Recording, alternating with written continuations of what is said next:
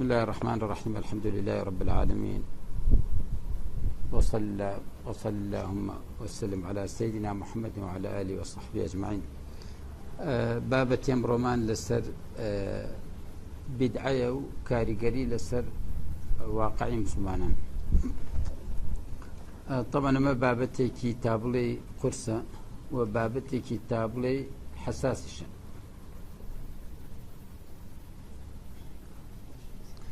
حساس شو كاريجري شي لسر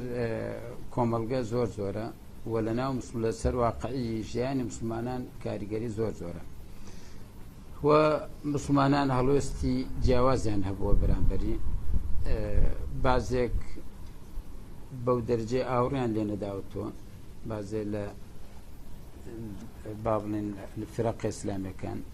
لا أدبيات يعني هر تشاوت بينا كوت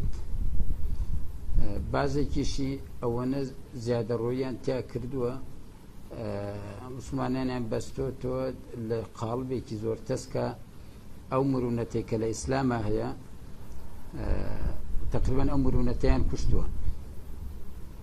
مرونتیش بمعنای اشتیک دید بقوت بی و کشیه بی. يعني عندك استقراب زي مرونات بمعنى ويك بس كيش يبنى بهيزة وكيش هي إسلام أوايا بنا كي بهيزة خوي بهيزة برام كيش هي استجابة بو واقع مسلمان كات بو معناه كالي مرونات الإسلام أو بو معناه شريعة إسلامي مرونتية. مثلا أهل التصوف أبيني كم لا أدبيات أنا وشي بدعة يا زاراوي بدعة أبيسي تياري سلفية بيني سري زمان يعني بني زمان بدعية يعني نا تفريطي صوفية ونش إفراطي سلفية أبي اشتيك بي لو بينا أماش دياري كردني براسي اشتيك قرصة زور آسانية إن جاء شيء بدعة لقرآن هاتوا بمعنى أو بدعينات وكما دراسيكن قل ما كنت بدعا من الرسل. بدعة خوي بمعنى للفظة العربية معناه اشتك بيني بينا يعني لو برويني كنبو بيت بديع السماوات خواه سبحانه وتعالى القرآن باسي خويكا بديع السماوات يعني بدي هنا لي أسمان كان ببي مثالي كرابردو يا لشون اكتراء فرمي قل ما كنت بدعا من الرسل لشون اكتشاف باس بدعاها ورهبانية ابتدعوها الإراء ابتداع بمعنى يعني رهبانية كداين هنا تناءم الشيء أتواني بغي لروي زاراوه لقل باب التكي ما أقول جد الإراء أماجيك ببدعاء بصريحي بو مفهوميك مقصل سركن لا حديث بيغمرها لا حديث بيغمرها تشندين حديثات مسلم روايتي كردوه يكان فرمي من أحدى ألا إن وخير الحديث كتاب الله وخير الحديث كتاب الله وخير الهدي يا بعزك لن وخير الهدى وخير الهدي هدي محمد صلى الله عليه وسلم وشر الأمور محدثاتها وكل محدثة بدعة. نسائي عبارة تريبو زيادة كفرمي وكل بدعة وكل محدثة في النار.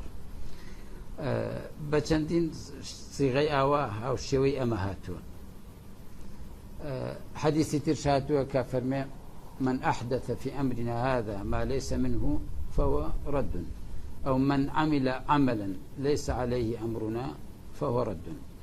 أمشر صحيح بخاري رواية كردو يعني حديثي صحيح. باشترين تعريف في جامع طبعا دائما كشتي تعريفك ريبي تعريفك لهمو قوشنقا كان أو زاراوية شرح بكات دعيك بتواني كشرح كل سر أو تعريفه هم لاني كان يمكن لا تعريف في بدعة زانان وتيانا. البدعة هي طريقة في الدين مخترعة. طريقة في الدين مخترعة يعني رقاك للدين داهن راو لدينا نكل الدنيا ليرة طبعا هر أمانة قيودي بيوتريا طريقة في الدين مخترعة تضاهي الشرعية يراد بالسلوك منها التقرب إلى الله سبحانه وتعالى. بما بستي نزيك بونو تضاهي الشرعية يعني لشتيك شرعية لدينة لشتيك دينية يراد بها التقرب إلى الله سبحانه وتعالى. مقصد كشي وكسكيكا بمقصد نزيك بونو لأخوائك، يعني بمقصد دين داريك تشتكى داهنانك لدينا لشتي دينية وبما بستي نزيك بونو بما بستي دين داري أو كسائكات. طبعا لتانا شرمون بداية كيف بس بدعا بكم تخوم كان تيروانين يكو نظريك ما بوا ميست أوانا طرح بكم دعايك قرام وبو بابتك الكتاب كان خويا سير كم موضوع كيزور حقت أقربتو بعلمي خسي لقلاب كي موضوع كي آلوزا زور قرسيشا علماء تيدا يعني زور بابلين قسي زور يعني كردوا وزور بيع علماء أتمنى لا أصل لا اشتكى للتطبيقات بدعاء ألوا ركنا كوتن يكم نال باشترين كسك لمسألة بدعاء نسيبيتي ككتابك وكسرشا ويبو باسكردني بدعاء إمام شاطبي رحمة الله بك الأندلس بوا صالي حوصون وهجري وفاتي كردو يعني تقريبا نزكي صالك بيش روخاني أندلس أرسنا لو زمانا وضع أندلس زور خراب بوا بلان بور رجري لو أنا كردو دو كتاب بخات ناو مكتبة إسلامية وكبراسيار دو كتابكي سرچاوي كي دو كتاب زندون سرچاوي كي زور معتبرن ل سرچاوي إسلامية كان يكان كتابي اعتصام كباسي بدعة وسنة أكاد يكشان كتابي موافقات لأصول الفقه موافقات إمام شافعي كيكبوا لو علماني كزور بايخي بعلم مقاصد الدعوة يعني لقل أوي كامت طبعا أما لقل أواني كبيان وتتياري سلفية مناقزة يعني لو كاتي كباسي اعتصامي كردو باسي بدعي كردو تفصيلي بيدا وجوركاني وأسبابكاني وكاريقريكاني وأنواعكاني كاتك أو فرق إسلامية كانوا أني كبدعة وشتين تيابو لكاد كباسي وكردو باسي التركيز لسر مقاصدي شريعة زور كردو كأم بابتم لناو تياري السلفية بوشي ورچاونا كريد يا بوشي بدينا كريد ك يعني سرساح كاهن دواي هو طبعا كتابي كتير هي عالمي كي تقريبا يعني معاصرني سدي بيشو فاتي كدو عالمي كي زور قوري أزارية بناوي دكتور محمد عبد الله دراس. محمد عبد الله دراس كتابي كي بناوي الميزان بين السنة والبدعة. الميزان بين السنة والبدعة يعني تقريبا كتابكي شاطبية كرتي كردوتو بلام لقل إضافاتي خويا حتى واني كباسي أم كتابة كان ألين أم كتابة لا يغني عن غيره ولا يغني عنه غيره يغني عن غيره ولا يغني عنه غيره يعني أقر أما بخوين تر كتابي ترتنايا بلا ما أقر كتابي ترخوين ولا مسألة بدعة وسنة كيوسب أم كتابة هربت لبروي أم دكتور محمد عبد الله درازي كي لو عالم زور قوراني لجامعي أزهر تخرجي كردوه دوایی چووە بۆ فەرەنسا لە ساڵ 1939 تا ساڵ 1940 ئەمیش لە سەردەمێکی زۆر ئالۆزە لە فەرەنسا بووە ئەزان ساڵی 39 تا 40 تقریبا 6 ساڵی ئەکەوێتە ناو حربی شەڕی ژیانی دووەمەوە لە 39 تا بۆ لەو سەردەما بوو کە هیتلەر هێرشی بۆ فەرەنسا هێنا بوو خەریک بوو فەرەنسا سقوتیە کرد أو لجير مناڵەکانی لە مەلجەیەکا دانا بوو زۆر جا لەژێر پردێکە بەحسەکانی خۆیان نووسی يعني أو هەموو زروفەنا لەبارە تقريبا كمێک مشابه بە زروفی ئیمام شاطبی بەس ئەم سەختتر ئەلەو بارودۆخە هەموارە رسالەی دکتۆراکەی نووسی کە رسالەی دکتۆراکەی بریتیە لە دەستور الأخلاق في الإسلام. دەستور الأخلاق في الإسلام کتێبێک نزیکەی 100,000 لاپەڕەیەکە یەکەم کتێبێکە تاکو ئێستا باسی علمی ئەخلاق بکە لە ڕووی نەزەریەوە كتابي تري المكتبة الإسلامية باسي علمي أخلاق قال روي تطبيقي ولا روي عملي بلام تحصيل كردني بنما دوزي كردني لروي نظرية ولا روي تيورية ودرهناني بردوز نظرية أخلاقي لقرآن أمان يكم كسي كبم إشاء سوا كتابكي أونا بهيز بو أساتذة كان لجامعة السوربون يك نيانتوان يك رخني لي بقرن بلكو درجة زور برزان بيدا بيوي يك غلطي لي بقرن بلكو شايتين بودا كتو أتيوبهم كتابة بانك مان كيبو إسلام يعني هنا في معجبون أو أنا يعني أو أنا جي إعجابي ما مساكاني بو بيانت مكتبك يعني داتنا بوي بانك مان كيبو إسلام ماني سرعين إسلام طبعا كتابك خوي بفرنسي نسويتي دعاية ترجمة كرات سر عربي بوكو أنا باسكن لأصل فرنسي كازور بزماني كبارام نسويتي إن جا كمال كتابي تريشي هي يكلو كتاباني كتابي النبأ العظيم كتابك باسي قرآن كات نظرات جديدة في القرآن باسي وكات أسلمينك قرآن لا إخواوية بكمال مراحل في عروات هل كتابي داس الأخلاق كام بيشكيكي بونسيو بيشكيكي بو بكتابك سربخو أيش بريتيا لكتابي مدخل إلى القرآن الكريم مدخل إلى القرآن الكريم كتابك وكو النبأ العظيم نبأ العظيم باسي قرآنك لروي لغوية بس مدخل إلى القرآن الكريم باسي قرآنك لروي فكرية خوي باسي وكالب من بو فرنسي كان يعني أقل باسي قوري لغي قرآن بكم اللي تناقن وغير عرب وأنا كعربي شارزان أقل باسي لغي عظمة قرآن يعني بو بكل روي زمانوانيو تأثيرنا بيان لبرو لروي فكري ولروي بيكاتي قرآن يعني أو أفكار أو مبادئ يعني كالقرآن هي الأورو دروازيك بو قرآن بيناسيك بو قرآني قورا بزماي فرنسي نسويتي كتابي كتيرية طبعا الدين ايش كتابي كالمقارنة أديانا نسويتي كومال كتابي هي دي سنة مو كتابي بنرخو بكل يك لوانا أم كتابي الميزان بين السنة والبدع براسم كام كتابا خوان دوا لخيال ما بو خوان نويك بو أم كتابا بكم يعني خوان نوي أم كتابا وتندوايو كتواوي كم خوان نويك بو أم كتابا كم بو ناساندني خوان البام كتابا بلا قرص خوي بس أواني كعربي باش ثانية يعني مقدارك علوم الشرعية نبي احتمالي بأساني لي تبقن زور جوان موضوعكي شار سركلو إنجا دعاي كمان بس شمنا موضوع بدعوة سير كم من تقريبا حسابات غلط بوا بيك محاضرة موضوعك نية بيك محاضرة تويك لايد كيتوا بلكو ما بي بزنجيرة درسك بزنجيرة درسك بيجي كلام كتابانا بدرس بيليتوا فقرة يعني بابت شرحي بكي إنجا أما مسألة بتواتي يكلاي بيتوا أجر يكلايش بيتوا بلام أوي أجر بتوانين إيمان تنازم آية مثلا بشيوة منك بو درسي تر يعلم درسات توانين أو قدر كيما مطلب مانا حقيقي بيني وكنتم لا تعرفك البدعة طريقة في الدين تضاهي الشرعية يراد منها التقرب يراد بالسلوك منها التقرب إلى الله سبحانه وتعالى طبعا كاتكي تسر مسألة بدعة يعني اشتكي داهن راو لدينا وكو اعتراف كردن بويك بابلين أما بدعة هي يعني أما آسان زور كيشنية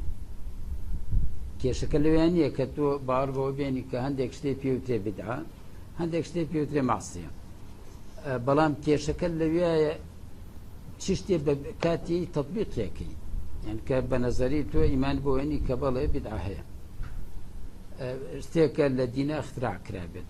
بس كي تو بليك أما كاما بدعة ونوع بدعة كيتشيا أما زور زحمة كي شيء خلقي كي شيء مسلمانا لتطبيقها آية عادة يعني بدعة حصر يا تنهى لباب عباداتها يا لمسالي عادياتش يعني عادات وشتانش چالکیەکانی تریژیان بدعایان گرێتەوە. اینجا ئایا بدعە لە ڕووی عیبادات باشی هەیە و خراپی هەیە یا هەموو بدعەیە خراپە؟ ئایا حەدیثەیەکە فەرمێ كل بدعة ضلالة، آية أم حديثة يعني بمطلقي الله همو بدعة ضلالية، يعني مثلا نواخنا بكلمة كبيرة مثلا بلا كل بدعة سيئة، يا كل بدعة مثلا القرآن فرمى واسأل القرية التي كنا فيها. طبعا لولا دي بپرسه كلمتها وتمقصد لا دي كان ياخذ تو لدار برد كنا برسي لا أهل قرية برسي اشتيك محذوفة لك قال واسأل أهل القرية. اللي رش مقصي مثلا همو بدعيكي مذموم، همو بدعيكي سيئة، همو اشتيكي داهن راي خراب، يان بمطلقي هرشتك داهن راو باشي تيانيا، اشتي داهن راو اشتي باشي تيانيا. اینجا دید اما للاکو مثلا تو فرمودەیەک تەیە باسی سنە حەسەنە و سنە سەیئە کەن. ئایا سنە سەیئە هەیە؟ ئەگەر سنە بەو معنایە بێت کە سنەی پێغەمبەر بەو معنایە بهێنی نابێ بڵێ سنە سەیئە هەیە. ئەگەر مەقسوود داهێنانی ڕێگەیەک بێت، داهێنانی ڕێگەیەک بێت لە بوارێکە سنە طریقە، یعنی السنە طریقە، داهێنانی شتێک بێت شتێکی باش یا شتێکی خراپ، کەواتە فەرمێ من سەنە سونەتەن حەسەنەتەوە شتێکی تا باش دابهێنێت ئەجری خۆی و ئەجریوانەی کە ئیشی پێکەن تا ڕۆژی قیامەت دەسێکوێت. ئایا ئەم سونەتە لە چی بوارێکایە؟ لە بواری ژیانایە؟ یا من مەسەلەن مثالێکتان بۆ بێنەوە. ئایا ئاهەنگگێڕان یا زیندووکردنەوەی یادعینەکەن ئایا ئەمە سنە حەسەنەیە یا ئەچێتە بابی سنە سەیئەوە یا ئەچێتە بابی بدعەوە؟ هەندێک بە بدعە زانن، بەڵام تیاری سەلەفی بە مطلقی ئەمانەوەی بە بدعە زانن، بەڵام ئەمە پێوەری تری چیمان هەیە بۆی بزانین ئەمە سنە حەسەنەیە یا سنە سەیئەیە یا فعلەن بدعەیە؟ ئەمە کێشەیە کە طبعا ئەمەشە بێ هین بکرێن تەفسیل بکرێت.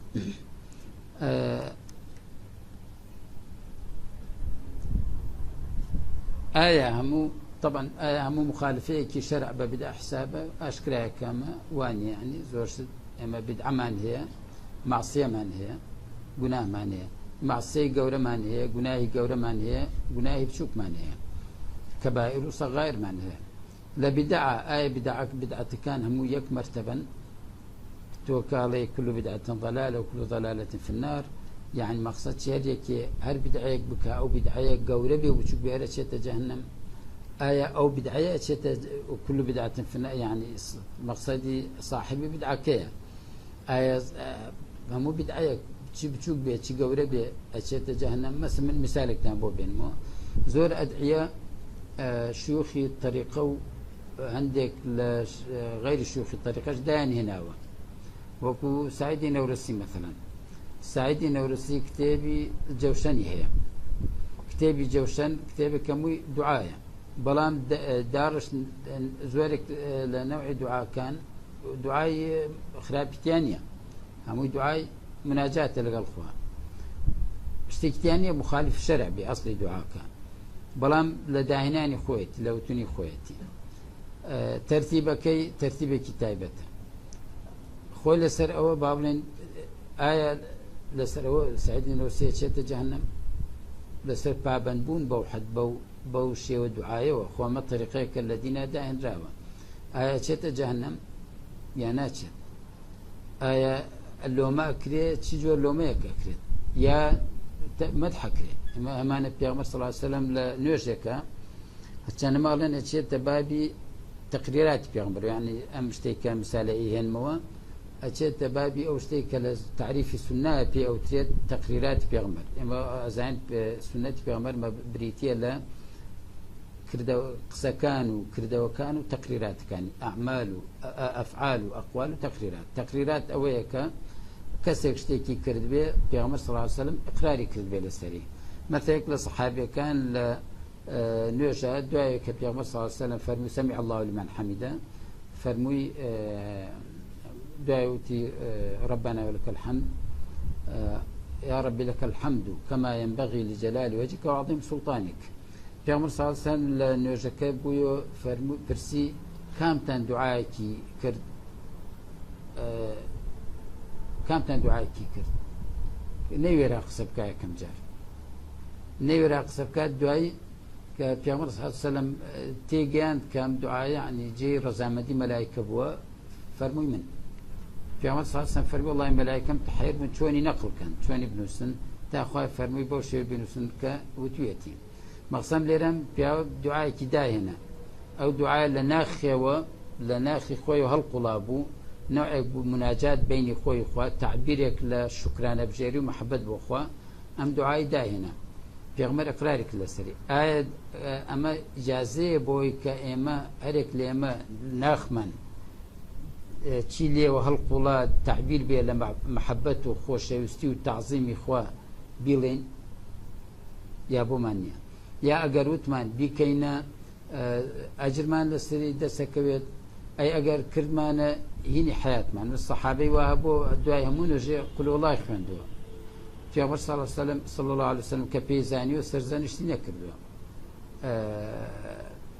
تيدي كردوا لسر مسألة شايتي بودا كلام محبتي خواه كردوتي وهكذا يعني مثلا بلال دعاء همون دزنوجك هيني كردوا بيوي برزبا پیغمبر بكا دعاء همون دزنوجك نوجي كردوا بيوي برزبا پیغمبر بكا پیغمبر صلى الله عليه وسلم سرزانشتي نكردوا كانت الليلة مقصد ويكا قال كل بدعة ضلالة وكل ضلالة في النار لا تكمل كي إمام النسائية هندي شتى يعني آية وكوي أو دعائك وتم أو يجوشن آية بوان ورسيتشت جهنم آية مقصد يعني شكات أم ضلالة براسية مشتك بو من يكلاي نبو زور بلام وزور زحمته لو بار شاني كسبتواني لو جزم كاتك أمان شنو اشتيكا عبادته أما بدعية أما أجر بدعية شجور بدعية ك اشتكي سخت بلامون يعني ميزان وكل رام محمد عبد الله دراس كتابه كينوسي وناينا الميزان بين السنة والبدعة بيور لبيني سنة وبدعة تشيا يعني تشيكات اما بكردوك الين سنة تشيكات بكردوك الين بدعية اما يعني اشتكي براسس قرصي كامو ليرايا كتشكات اما بكردوك الين بدعة وبكردوك الين سنة اگر چنین سر مدرسه سلفیت خوازان مدرسه سلفیت اوی خوین قناعتهم پی نبی بلا اون بدعه اوان خوین کردو تا پیور بو مسئله بدعه و سنه كأنه اوی لجیر جوالی اوان و درنچید اوی امزای اوانی پیو نبی كأنه اوان نونری دینن اوان موريان لسر هر شيشتك دا سنة بي او سنة موريان لسر هر شتك دا بدعة بي او بداية مثلا كبو شوية كان دي شتي اوان ايكن اگر بي خيط سر بيوري بابلين هندي افكار يعني هي هندي افكار يعني ممكن ما يكتر خوي بدعة لقلان بدريت هندي رفتار يعني هي ممكن ما يكتر بيكلا بدعة اعتقادي كان يا بدعة عملية كان بدعة بالمناسبة علماء كرنا تدوب شو بدعي اعتقادي وبدعي عملي بدعي اعتقادي قورتريلا بدعي عملي بجوري طبعا قورو بتشوكي كان هريك بو هي بدعي عملي قوري بزور بو هي بدعي اعتقادي زور بتشوكي إن جاء إما كيش كمان لكوية كيش كمان لدقة كان يا كيش كمان لتجاشني دقة كان وبتعبد أغلبية تعمل حفتي بيشوا باسي فرق ما كر درمان خسك كيشكا أو نيل تجاشني مسلمانانا بو فرمدكا أصلي فرمدكانية لما سلي بدع شابه ما شوا أو ندي كيشي إما لقل تجاشت ما نابو أم دقة لقل دقة خوانية دقة بوني دقة ضرورة كان مبدئك بيغمر صلى الله عليه وسلم إقرار كات كداهنا الذين چونك بيغمر صلى الله عليه وسلم أون دي ضرور به لروي دينه بو خاصة لروي عباداته أون دي بيوس بيت بۆ چوونە بەهەشت بۆ کەسێک خوا لە خۆی ڕازی بکات ئەشکرای کردووە. بۆ ئیمام مالکە فەرمێت هەر کەسێک شتێکدا بێنێ لە دینە وەکو وایە پێغەمبەری ئیتهام کردبێ بۆی کە پەیامەکەی بە تەواتی نەگەیاندووە یا تۆمەتبارکردنی ئیسلام بێ بەنا تەواوەتی. ئەوەندەی کە پێویستە بۆ ئێمە لە بواری عیباداتە ئەوەی کە پێویست بێ بۆ چوونە باشتەوە بۆ ناسینی خوا پێغەمبەر صلی الله علیه و سلم ئاشکرای کردووە. کەواتە ئێمە تێگەشتنەکەمان لە مەسئلەی کێشەکەمان لە یەک لە تێگەیشتنی دەقەکایە دوو لە تەطبیقکردنی دەقەکە بەسەر واقعی حیاتە. ئەمە ئەسڵی کێشەکە لێرەوەیە چۆن ئەو دەقە تەطبیقەکەین بەسەر واقعی ژیانمانە. قەزێکتر هەیە ئێمە باسیەکەین کە خۆی فەرز دەکات لەم شتە مەسئلەی مشابهەی کوفار. حەدیثمان لێ نەفی مشابهەی کوفارەکەن. ئایا مشابهەی کوفار یا هەر شتێک کە کوفار بیکەن ئایا بۆ ئێمە حرامە چێتە بابی بدعەوە؟ ئایا پێوەرمان بۆ مشابهەی کوفار بۆ ئەو حەدیثەی کە فەرمێ هین مەکەن با بڵێن ئیتباع یەهود و نەسارا مەکەن ئایا بە مطلقیە یا ئەوش پێوەر و ضەوابتی خۆی هەیە هەندێ پێوەر و پەیوەندی خۆی هەیە هەروە بەڕەهایی نییە یا بەڕەهاییە ئەوش دیسان و تەفسیلاتی. مەسەلەیەکترەیە عادات و تەقالیدی عەرەب. عادات و تەقالیدی عەرەب ئایا ئەمەی کە هەندێک ئەیکەن بە ناوی دینەوە ئایا ئەمانە دینن یا عادات و تەقالیدن؟ مەسەلەی دژداشە مەسەلەن یان هەندێ جلوبەرگ یا هەندێ هەڵسوکۆ یا لەسەر زەوی دانیشتن یا مەسەلەن هەندێشت کە لە ناو لە عەرەبی ئەو سەردەمە کردویانە پێغەمبەر صلی الله علیه و سلم ئیقراری کردن لەسەری یان ئەوە حیاتیان ئاوا بووە نەیگۆڕیوە لە ڕووی عادات و تەقالیدەوە. ئایا ئەوانە دیسان و بە سنەت حسابن؟ ئایا ئێمە کرێ مەسەلەن کە ئیسلامە بین بۆ ئەوروپا یا بۆ هەر وڵاتێک دژداشیان بەسەرا فەرز بکەین یا وایان تێبگەینین کە دژداشە لەبەرکردن سنەتە مەسەلەن سنەتی پێغەمبەرە پێغەمبەر دژداشی لەبەر کردووە یان ئەمەی خواردووە ئەوەی خواردووە لە بابی مباحاتە. قەزێکتر کە خۆی فەرزەکە لە باسی بدعە و هینە مەسئلەی ضەروریات و ئەوانەی کە ضەرورات المقتەضیە یعنی هەندێک شت دێتە پێشەوە وا اقتزاءەکە یعنی حاجە سەردەم یا کاتەکە یا وەزعەکە اقتزای ئەوە کە ئەو شتە ببێت. ئەمەش ئەبێ بابێک بێت مەوزوعێک بێت کاتێک کە باسی بدعاکەی بۆ جیاکردنەوەی بدعا لەو شتانەی کە ضرورەت فەرزی کردووە بەسەر مسلمانان کە ئەبێ بکرێ ئەبێ ئەو مەبدەئە بزانی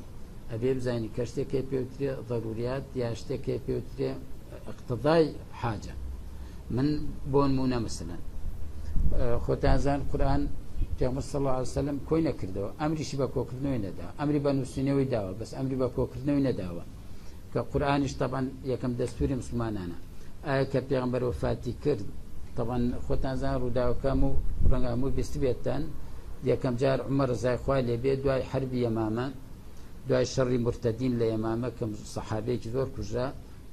ئەوانەی قورئانیان لەبەر بوو لە هەموو کەسێ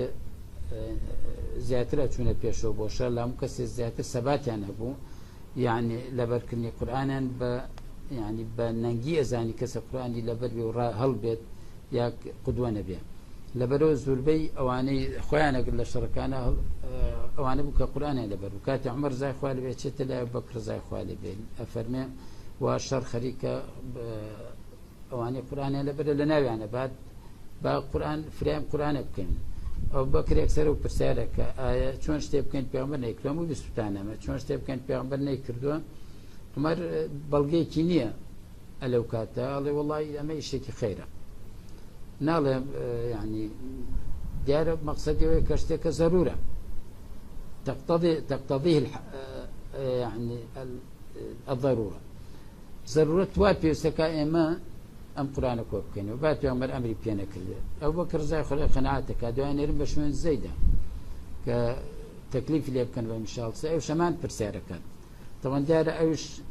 لو حديثوي في أمرواتي نجشتو كفرم عليكم بسنتي وسنة الخلفاء الراشدين من بعدي واليتي نجشتو يا نيبستو يا أقل بسيتي واليتي نجشتو كأرشي أبو بكر عمر وتيان ترتوا با لسريني بيغمبرش نبيت أبي أنجام بدريت بسنة حسابه أمروك طبعا هر أواني كتياري سلفي أمروك أخوان مخالفين حديثا مثلا لا بردني باني دوم لجمعة خوتنا زين لا نبردو المنانة ولا داهناني عثمان برزاي خوالي بي أهم داهنانة مثلا زياد كرني بانيك بو أصحاب بمخالفين نزاني وبو بدعيان نزاني وكسني وتو بدعية بو يستاكو ملك بيابن ألين بدعية أما قضية موضوع اكترابية لمسألة بدعاء باز بكرين هندك لواني كيانوي إسلام بابلين حكم بجمودي إسلامو بناقنجاوي إسلام بو أم عصر بدن يا بو سرد مكاني دواي خو بدن بعمدي خاصة لاين علماني كان بعمدي هولدن دس بو هنو بم حديث بدعي وبقرن بخلقي واتي بجنن ك دين درجي بدعية هرشتك داهن راو بي أو بدعية طبعا لو استفادة لهلوستي تياري السلفية كان كاتك التوسع لمسألة بدعتها كان أمانش أو بهالأقوس نوا بوي كنشاني خلقي بان كإسلام درجي أمو داهنانك لهر بوارك حتى لبواري اجتماعي ولبواري جاني شابد بو إسلام بو أمروجنا قلنا شون أمروك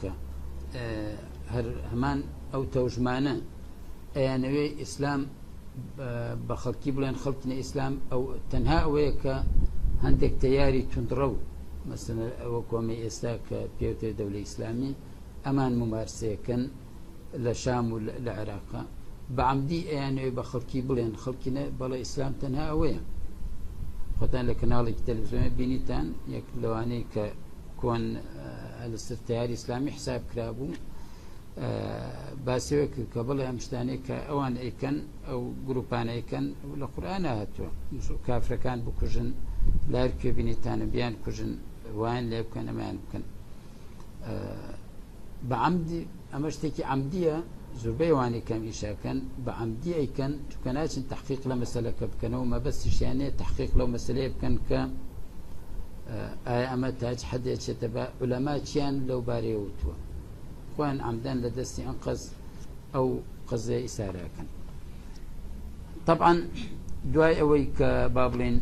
للتعريف ولهن بدعة وهن بوينوا وكتمان قضية بدعة تطبيق كي كيشيا بسرشي بواري كي بسرشي جور چالاكية كحكم بين كبدعة عندك جار خلفيتي أو كسا دولة بينيلا برياردانا كما بدعية بدعانية بلا مويكا بابلين علماء كردوان باسيان كردوكو سرچاوي سرهلداني بدعة أجرنو بودوشت تحكيمي عقل وراسك أجرنو بوشوارشت شكتو لبابلين لبرياردان معاملة كردن لقل دينا تو بدو لقل يكم لقل سرچاوا معاملة كي سرچاوكا شون معاملة لقلها كي آيا چيشت بيوسه بو معاملة كردن لقلها الله كاتي كاتو لقل سرچاوكا أو سرچاوكاني دين بريتيا لكتاب السنة وبو معاملة كردن لقل كتاب السنة دوشت لإنسان دور بنيتك عقله دو هوا وآرزو ميلكاني نفس الإنسان أو دوشت دور بنيت ودو آليات شي بيوستا بو معاملة كردن لقل دقيقانا دوشت لخد دو أو آليتاني كمان زانيني أو زماني أو دقيق بينسراوا دوام تيجيشتن لما بستي مشرع يا لما بستي خوا بيغمري خوا لما بستي دقيقان أو ما بستي درو بابلين إضافة بو معنى لغوي كي يا معنى باب معنى الظاهري كي أو ما بستيك لو دقوا يعني كمشرع كخوايا يا پیغمبر ما بستي أم بولي أو دقيقاته لا كاتا يعني أصل سرچاوي سرهلداني تيجيشني هلا يا داهناني بدعة كان لدينا شوارن يا كمان تحكيم العقل في الدين والأخذ فيه بالرأي المذموم تحكيم العقل في الدين يعني عقل خوب كي بحكم بدينا والأخذ بالرأي فيه بالرأي المذموم رأي يعني الرأي مذموم أو هيك إمالين معاملة لقال دينا بالرأي هم رأيك مذموم نيا أجر رأيك موافقي مقاصدي الشرع به مقاصدي دقيقان به مقاصدي بابين لا حدودي لغو لا حدودي مقاصد درنتشد أما رأيكي وأصلي شيء به أو شتيك أسنادي بوكا أصلي كيبه للشرع تأييدي بكات وبرأي مذموم حساب ناكري مثلا يكلوانا جمع قرآن مثلا جمع قرآن خوشتك دقي لسر نبوة بعقل كراوة بلام عقل شتيك دقيقة يعني لدروي ويسي دقيقان نيا بو حكم دانش بهر مسليك تو شرطني إلا دقيقة ظاهري تهبيت هندي جار دقيقة لكيو ورقري هندي جار تو دقيقة لمجموعي دقيقان ورقري كوي دقيق هندێک جار تۆ پێویست بەوەیە ئاراستەی دەقەکان بزانی بەچی ئاراستەیەکە دەقەکان ئەچن بۆ نمونە مەسەلەن تۆ تەلەڤیزۆنێک کەناڵێکی ئاسمانی یار کەناڵێکی تەلەڤیزۆنی تۆ دوای ماوەیەک متابعەکردن ئەتوانی بڕیار بێ کەم کەناڵە بەچی ئاراستەیەکە ئیشەکەن تەنانەت ئەگەر بێ ئەوەی مەسەلەن بێ ئەوەی جنێو بەدین بات بێ ئەوەی گاڵتە بەدین بکات بێ ئەوەی شتێکی کوفری بڵێت بەڵام تۆ ئەتوانی لە کۆی بەرنامەکانی ئاراستەی ئەم کەناڵە کەشف بکەیت کە ئەم کەناڵە بە ئاراستەی بێدینکردنی خەڵکی ئەڕوات یا بە ئاراستەی ڕوخاندنی بەهاکانی دین ئەڕوات یا بە ئاراستەی دینە ئەڕوات یا بە ئاراستەی گێڕانەوە خەڵکی بۆ دین یا سەقامگیرکردنی پەیامە بەها ئاینەکان ئەڕوات يعني لە کۆی هینەکان ئەتوانی کۆی بەرنامەکانی ئەتوانی ئاراستەکەی کەشف بکەیت ئاەت و فەرمودەش دەقەکانی ئاینیش بە هەمان شێوە تو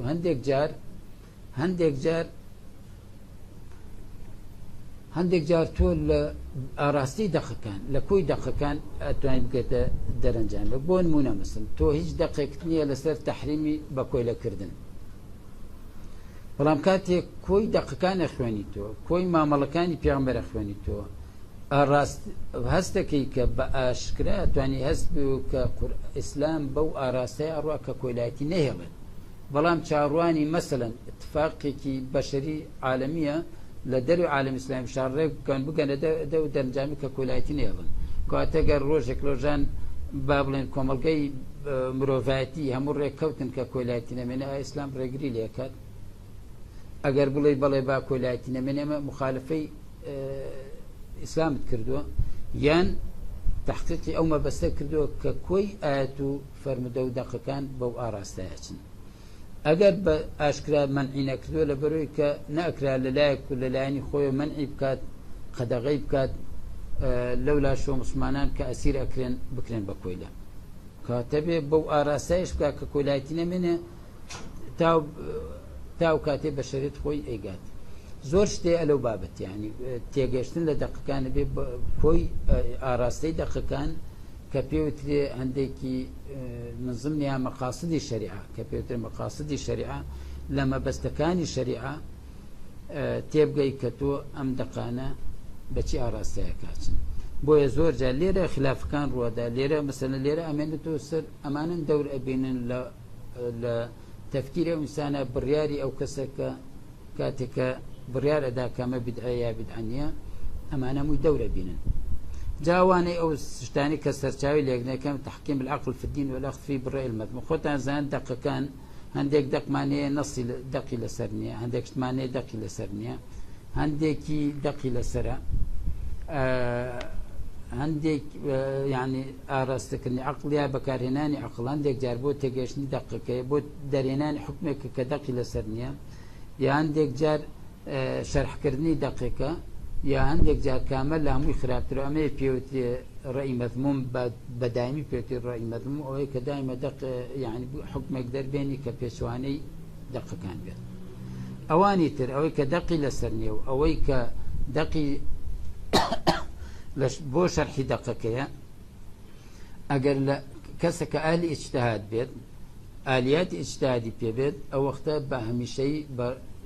بەو نەتیجەی پێگا ناوتێ ڕێی مەذموم بەڵکو بە هەندێکی بە گوێرەی پێکانی و نەپێکانەکەی ئەگەر پێکا بووی ئەوە چێتە بابی ڕێی مەمدوحەوە یعنی ڕێی ئستایش کراوە و قبول کراوە ئەگەر نەی پێکا بێ مخالف بوو بێ ئەو کە چێتە بابی ڕێی مەذمومە بەڵام ئەگەر بە دایمی پێچوانی دەقەکان قسەی کرد وەختە چێتە بابی ڕێی مەذموم یا ئاعتمادی لەسەر هەندێشتی تری کرد مەسەڵەن ئەهلی ئیجتیهاد نەبوو ئەهلی اختصاص نەبوو زمانی نەئەزانی لە زمانی عەرەبی تێناگەیشت ئەداتەکانی پێ نەبوو لە مەقاصدی شەرع معلوماتی نەبوو ئەو وەختە زۆرجار بۆ هەیە بکەوێتە ئەو بابە سەرچاوی دووەمە کوتمان تحکیم الهەوا في الدین والأخذ فيه بما يميل إليه القلب دووەم تحکیم کردنی هەوا و ئارەزوەکان مەیلی نەفس تۆ حەزت لە چیشت بە گوێرەی حەزی خۆت مامەڵە لەگەڵ دەقەکان بکەیت بە گوێرەی مەیلی نەفسی خۆت دەقەکان تەفسیر بکەیت یا حکمان لێ دەربێنی ئەلێرا طبعا ئەمە کاتە چوار بەشەوە ئیمام شاطبیش بە هەمان شێوە یەکەمیان تحکیم الطبعی في الموضع الذي يفقد فيه دليل الشرع ئەو بوارانەی کە دلیلی شەرعی لەسەر نییە تۆ نەیەی اختلاف فەرقی بینی یەکەم و دووەم چییە یعنی فەرقی بینی تحکیم العقل و لەگەڵ تحکیمی هەوا چییە تحکیمی عقلەوەی کابرا لە بەحث و لێکۆڵنەوە لە ئەنجامی بەحث و لێکۆڵنەوە ئەگاتە دەرەنجامێک یا ئەیپێکە یان ئەیپێکە بەڵام دووەمیان لە ئەنجامی هەوا و ئارەزووە یەکەمیان بەحسە دووەمیان مەیل و ئارەزووە یەکەمیان باشترە کەنسان لە ئەنجامی دراسە و ئەگەر نەشی پێکێ نەک بە مەیل و ئارەزوەکان مامەڵە بکات هەندێک جار دەق نییە ئەو کەسە بە حەزی خۆی شتێکە حکمێک هەڵەبژێرێت چۆن نەفسی بۆی مەیلی بۆی هەیە ئەکەوێتە ژێر کاریگەری وەزعی نەفسی خۆیەوە یا کەوتە ژێر کاریگەری کۆمەڵگەوە یا کەوتە ژێر کاریگەری جیاتێکی دەسەڵاتدارەوە یا کەوتە ژێر کاریگەری هەر شتێکەوە کاریگەرێکی خارجی ئەو وەختە حکمێک دەرەکە مخالف شەرع بێت اینجا دووەمە تحکیم لەوا في الرد لأحاديث الصحيحة ردكرنا تحكيم هوا رد أحاديث صحيحة تر آية ببياني أو كحديث أحادة يا ببياني أو كلقل عقلنا كنجي يا ببياني أو ك بابلين لقل أتر هندك خوي ليتنا قاد يان ميلي لقلان يا باشخاني سقايف خوي نوعك أو جورين تقبلنا كات أما زور جار كيتي كوت يعني أو حادثاني كباسي مثلا أفرتك من كان زور جار خوش كان تيكون يا تحكيم لوا في تأويل النصوص الشرعية زيادة الرؤية لتأويل دقيق كان أو ديسان وتحكيم كرني هوا وهنك تحكيم كرني عقليان بيور عقل بيور علمي كان شوارم شرط تحكيم لوا في الترجيح بين الأدلة المتعارضة أو الأدلة المختلفة بين العلماء كومل أدلة متعارض معنى عندك جاز زوال تكم متعارضة علماء منهجك يعني بو معاملة كردن لقل دليل جوازك أواني كبابلين روالت كان ناكوكن لقل يكا علماء منهجك يعني بو معاملة كردن لقل وانا يعني لترجيح بابلين لمسألة ترجيح بين الأدلة هنا كريد باس كريد أم بيت هوا وأرزو خوي بكاتب يور بو ترجيح نقريتو بو رأي علماء ونقريتو بو بابلين دليل كان يعني طبعا ليرة دو بابت من وقت كم توابوا سهم يعني أصلي السهم عدم رسوخ في علوم اللغة العربية زور جار إنسان أو إنسان بات باب بدعوة شارم الجهل بمقاصد الشريعة الجهل بمقاصد الشريعة يعني بأقايل مبستكان الشريعة